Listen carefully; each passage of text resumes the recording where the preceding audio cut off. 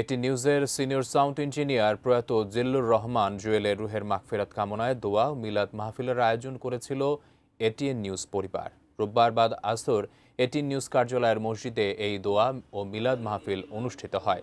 এতে এটিএন নিউজের নির্বাহী পরিচালক মোশাররফ হোসেন এবং বার্তা প্রধান শহীদুল আজম সহ প্রতিষ্ঠানটির সকল স্তরের কর্মকর্তা ও কর্মচারীরা উপস্থিত ছিলেন।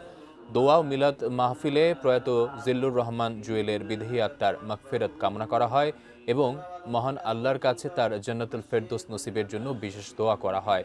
একই সঙ্গে শোক সন্তপ্ত পরিবারের সদস্যদের জন্য ধৈর্য কামনা করা হয়। প্রসঙ্গত, জিল্লুর রহমান জুয়েল দীর্ঘদিন ধরে এটিএন নিউজের শব্দ নিয়ন্ত্রণ বিভাগে কর্মরত ছিলেন। গত 7 জানুয়ারি গ্যান্ডারিয়ার ধূপখোলায় নিজ বাসভবনে অসুস্থ হয়ে পড়লে তাকে হাসপাতালে নেওয়া হয়। সেখানে কর্তব্যরত চিকিৎসক তাকে মৃত ঘোষণা করেন।